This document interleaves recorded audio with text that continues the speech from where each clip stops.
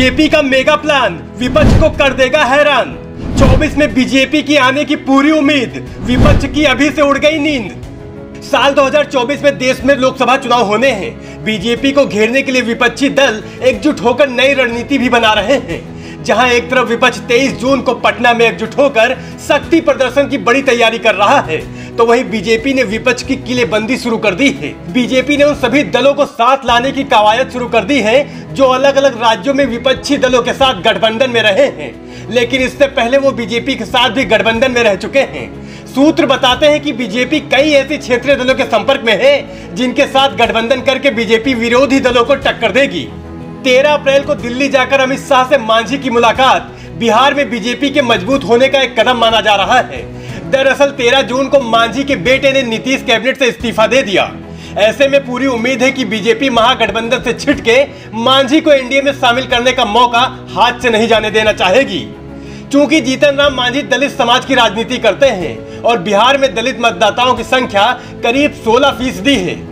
आपको बता दें कि बिहार में 6 लोकसभा और 36 विधानसभा सीटें दलित समुदाय के लिए आरक्षित हैं।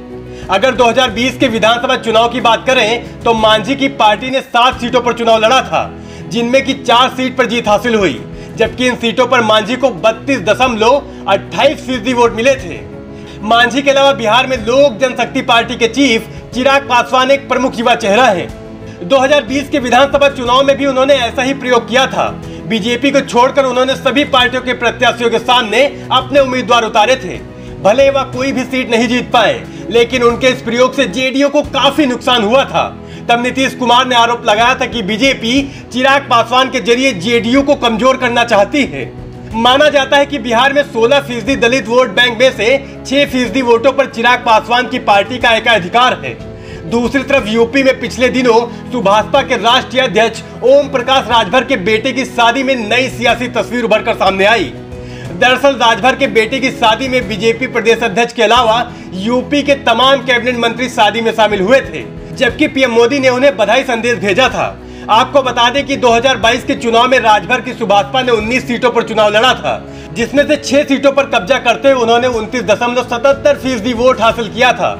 पूर्वांचल में ओपी राजभर अति पिछड़ी जातियों की राजनीति करते हैं। ऐसे में यूपी में 17 जातियां अति पिछड़ी जातियों में शामिल की गई हैं, जिनकी आबादी करीब 13.38% से ज्यादा है, जो पूर्वांचल के 10 जिलों में 13 लोकसभा और 164 विधानसभा सीटों को प्रभावित करती है। अब अगर दक्षिण भारत की बात करें तो कर्नाटक में हुई हार के बाद बीजेपी उन दलों को साथ ला सकती है जो पहले कभी एनडीए के साथ हुआ करते थे।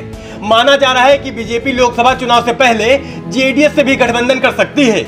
चूंकि जेडीएस के एचडी देवगौड़ा वोक्का लिग्गा समुदाय से आते हैं, इसलिए समुदाय को उनका कोर वोट बैंक माना जाता है, जिसकी आबादी करीब 12% है।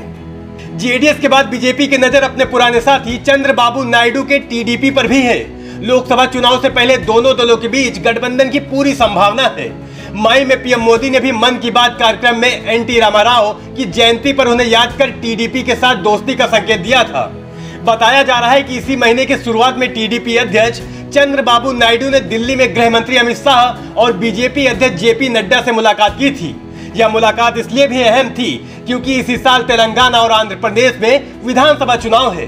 दरअसल टीडीपी 2014 में एनडीए का ही हिस्सा थी। 2019 के लोकसभा चुनाव में टीडीपी 3 सीटें जीतकर करीब 39.59% वोट हासिल किया था। हालांकि 2019 में राज्य की सत्ता खोने के बाद से ही नायडू खोई जमीन वापस पाने के लिए लगातार जनसंपर्क कर रहे हैं। ऐसे में टीडीपी को अपनी राजनीतिक ताकत वापस पाने के लिए जितनी जरूरत बीजेपी की है, उससे कहीं ज्यादा बीजेपी को टीडीपी की जरूरत है।